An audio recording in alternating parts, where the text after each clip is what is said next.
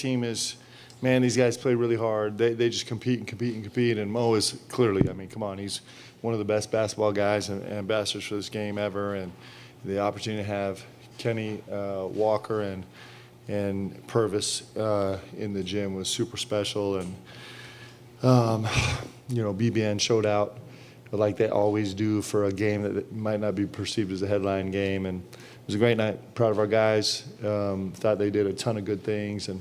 And it was fun. We got to see everything. We got to see a ton of transition and a ton of shots and all kind of fireworks from all of our guys. And, got to see shoes flying in the air. It was a magical evening. Oh, Lee's saying I shouldn't have said that. I thought it was fantastic. Okay. Mark, your guys at the end seemed to get a bigger kick out of anything of Travis and Trent both getting their first threes. Do you remember your first collegiate points and what it meant to you? Ooh. What do you think it meant to those guys? That's a great question, and I can't actually. When you ask me that, I'm not sure. I didn't score many, so you would think I'd remember. But I don't remember for me. But I think for TP and Trent, it's those guys are. We've talked about them a lot, right? They're really, really special, and they're having a massive impact on this team, and their futures are incredibly bright. And I love when it's hard to sit for 35 minutes and come play. And I think they're taking it really seriously. And I thought they came to play tonight. I thought they were awesome. I thought they were really good, doing a really hard thing. And so I'm proud of those guys. And it's incredibly beautiful to have freshmen that you can trust like we trust them, and they have great futures. Coach, last game you talked about Kobe, of how you were trying to get him going outside of his three-point shooting. Well, he went 5 of 8 from 3, but in the first half, he used that shoulder a little bit, like you were talking, finished around the rim. Yeah. How is his game evolving outside of the lethal three-point shooter that we know he is? Yeah, so he had a couple cuts that I loved. He had the late cut in the first half down the key on the left block, and then he had the back door right in front of our bench where, like, Amari just like, I'm going to throw it into triple coverage, and somehow Kobe won it and earned himself free throws. It was an unbelievable winning catch. It was really special. I thought Kobe was really good tonight about choosing the simple play and executing really quickly. He was much more of a pop rule vibe tonight. I was really proud of him for that, and I thought I was really excited about his cuts, and I thought he was excellent defensively, actually. Had a couple strips that were really incredible job with championship chess, catching the move. Like, he was catching multiple moves in isolation. I thought he was really good. I thought he was terrific. And then maybe one of my many favorite moments of the night, he banged a 3 right in the corner in front of me and turned around and started talking trash to me, which that was awesome. I love that. So, Kobe's in a tough spot, man, because he goes 5 for 8 from the three-point line, and it's destroying his shooting percentage, which is just crazy. I've never seen that in my lifetime. So he sure is doing special things for us, like all of our guys are right now. We did talk a lot about threes this week. Obviously, the high for the season so far with makes and attempts. Did you see anything different out there? Or was there a different focus even on that coming in? Well, it was certainly different defensively. This was a team that was much more eager to the ball. They're really, really heavy bottom, bringing multiple bodies. So it was just easier for extra passes to come by for sure. There was a lot of pressure, and so the game got a little scattered. But with all that said, I thought our guys did an unbelievable job making plays for each other. 29 assists is a good number for us. I'd take that any night. And especially in a game like this where it's so easy to think, in this game I'm just going to get one for myself. We just have a DNA. These guys have built a DNA on this team where they're actually excited to make plays for each other. And I'm telling you, that bodes well, and it's rare, and it's important. for the way we play and how this game's made up. And our guys are going to continue to believe more and more that when they, the more they give, the more they get back. It's the way this game works when it's right, and certainly they got to feel that tonight. I was really proud of them. You got to approach it with faith. There's faith. If I make this next pass, right? If I just trust this game, if I trust the way we play, that it's going to work out for me, and it did. One of the special stories for us tonight was that we had 11 players score, 11 of our 12 guys score, and the only player that didn't score led us in assists. That's exactly how a Kentucky basketball team is supposed to function. We had one guy that didn't score, and he led us in assists with 7. And every other guy on the court scored and shared the ball. And I think we had 4 guys with 5 or more assists in the game. And those are all really important markers for how we want to represent this state and how we want to play this game and what we believe wins. So I was super proud of all that. You can tell I'm hyped about it.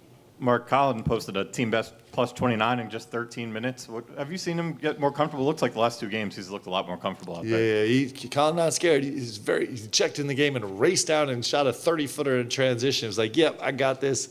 He's an incredible talent. I mean, none of us, I can't. There's nobody in this room that can relate to, going and putting down the basketball for 2 years. He's an extraordinary talent. We're all going to be surprised with what he turns into, but we shouldn't be.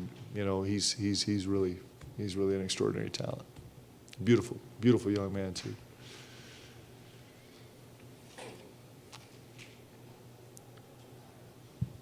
Mark, you talk about the unselfishness, but this was 12 guys on a roster you had to put together really quickly.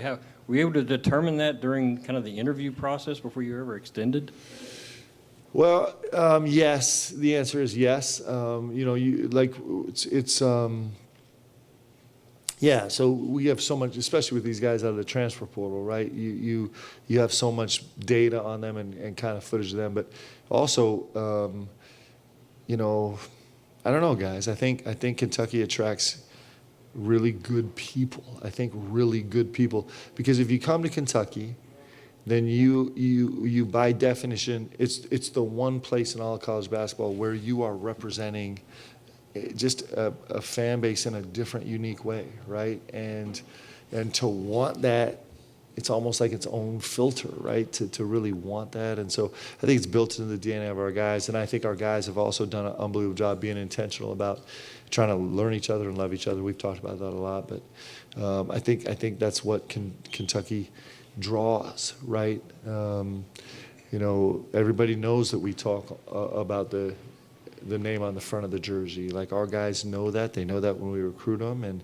And so in general, I think every guy that we recruit is desperately dreaming of hanging a banner and going to play in the NBA.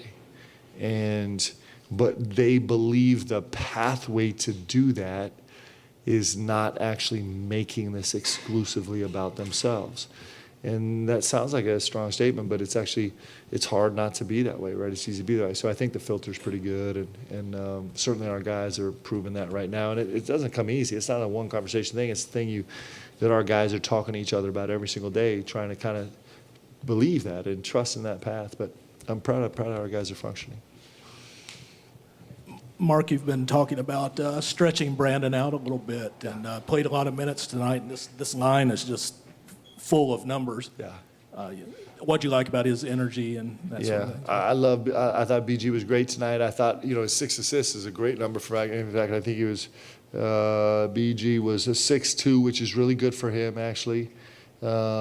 His 6 assists is great with 3 steals and 3 blocks, right, in a really physical game on the interior with some big bodies, like some really big bodies. I thought as the game went on, he got better and better and better. I thought he made some really great challenge catches. I thought he was really disciplined with how he distributed the ball. He's a decision maker on our team, and I thought he was terrific tonight. I thought he was super forceful inside, trying to, there's sometimes where he finishes moves a little bit weak, soft, going away. And tonight I thought he was super forceful against big bodies. There was a lot of growth in him tonight. You mentioned Travis, Trent, Colin kind of all being under different circumstances this season. Kerr, obviously, the guy who had 0 points and 7 assists. How big of an adjustment is that for him, starting 93 games over his career and then coming into this role and embracing it seems like? Well, he was that way from the beginning, too. I mean, I think he knew exactly what he was walking into, and I think he loves it.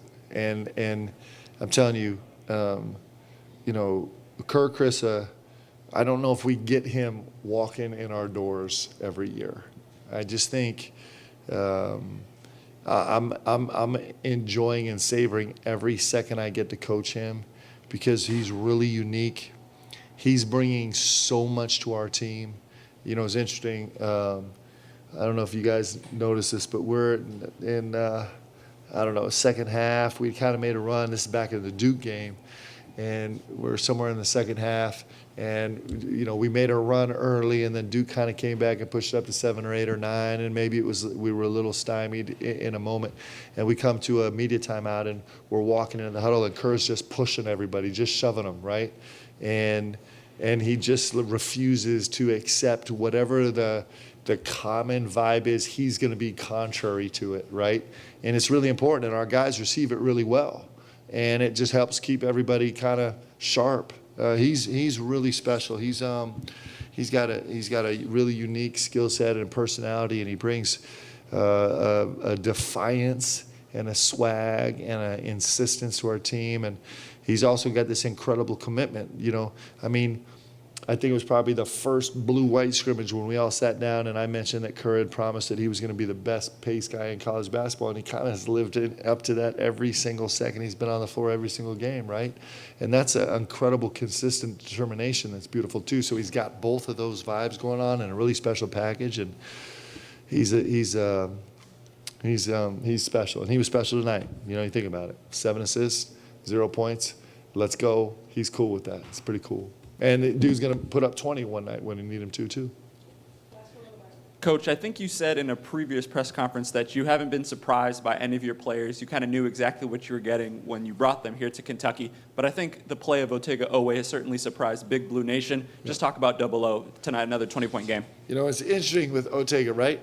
So is something really great about Otega. He's 8 for 12. He's 4 for 4 from the free throw line. He's got 21 points, 2 assists, 0 turnovers, 3 steals, and ends up with 20 points on the night. And we don't get to him until the very end of the press conference. When he kind of does that every single night, he gets us off to unbelievable starts every single night. He's got a physicality and a joy about him. I think he's been incredible. I'm really proud of him.